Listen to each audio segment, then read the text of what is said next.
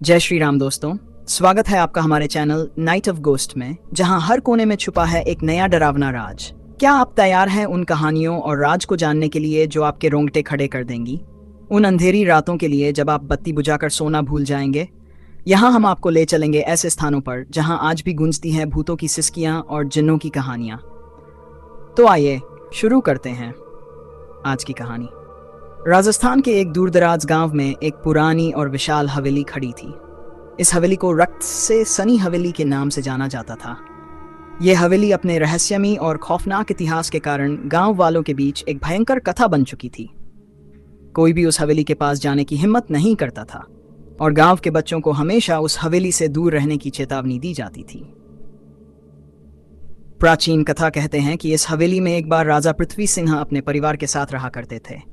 राजा की पत्नी रानी राधिका अपनी सुंदरता और दिलचस्पी के लिए जानी जाती थीं, परंतु हवेली में एक अजीबोगरीब घटना घटी जिससे सब कुछ बदल गया। एक रात हवेली में एक तांत्रिक आया जो राजा के दरबार में अपनी काली विद्या का प्रदर्शन करना चाहता था।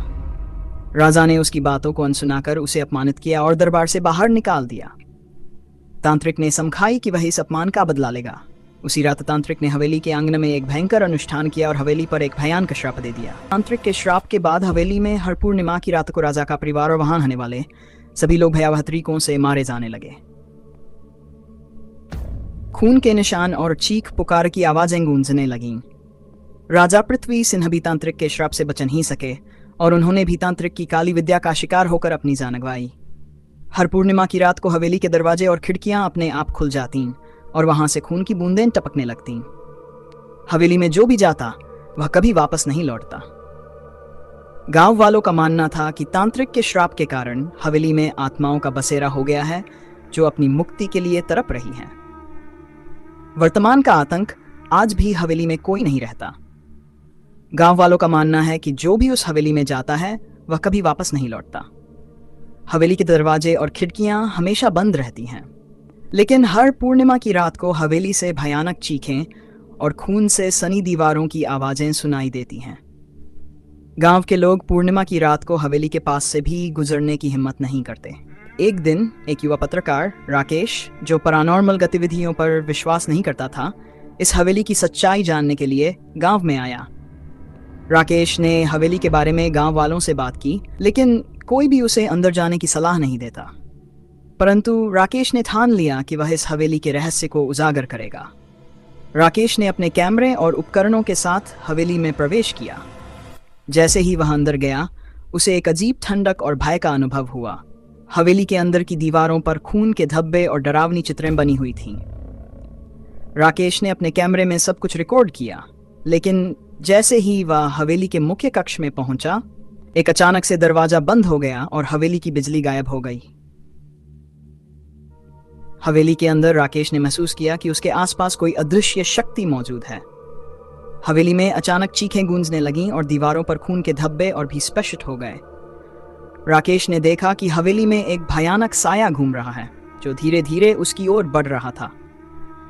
राकेश ने अपनी पूरी ताकत से भागने की कोशिश की, लेकिन हवेली के दरवाजे बंद थे। राकेश ने अपने कैमरे को चालू रखा और देखा कि हवेली के अंदर अचानक अजीबोगरीब घटनाएं घटने लगीं।